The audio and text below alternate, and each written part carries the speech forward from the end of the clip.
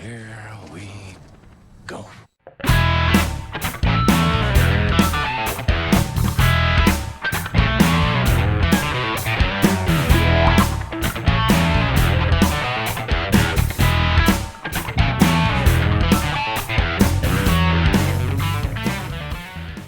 This is a drama, Mannix, a real drama. Mr. Mannix, I know it sounds screwy, but someone's calling from the future? Good Lord.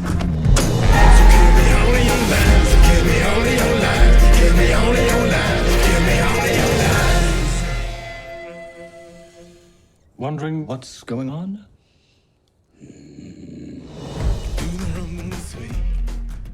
Welcome back, guys, and today we'll be talking about Hail Caesar.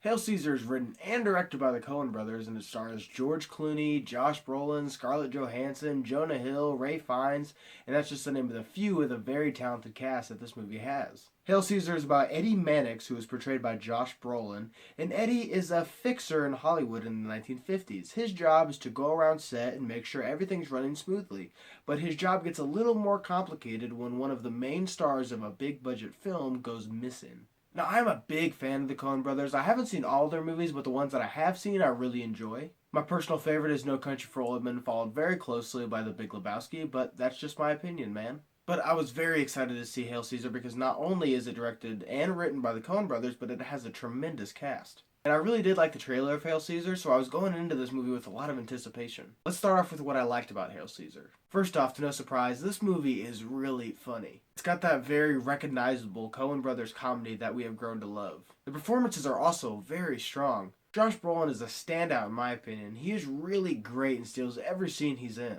Alden Ehrenreich plays a old-style cowboy John Wayne type figure in these old 1950s movies, and he was great. I don't know if he's been in anything else that I can recall off the top of my head, but he was so funny. The cinematography by, once again, Roger Deakins is tremendous, as always. The writing is great, the directing is great, but where Hail Caesar fails for me is its story as a whole. A lot of times when they're telling the story, they kind of trip up on themselves, and it seems very convoluted. There's several times in this movie where the story seems incoherent and it doesn't really know what direction it wants to go in. Because it gets caught up in trying to write this love letter to the old 1950s movies that at times it really gets sidetracked from the main story. And although the side stories are interesting, it really bogs down the meat of the movie. I did enjoy myself while watching this movie, but when I left it, I didn't really understand what I just saw.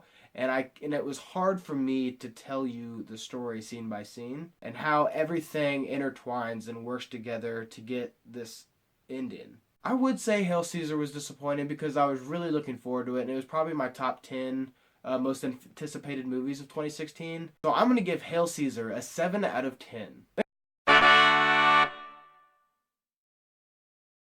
Thanks for watching today, guys. I hope you liked today's video. If you did, click on the link down below and subscribe to my channel to see more movie reviews and movie-related things. Again, guys, thank you so much for watching, and see you next time.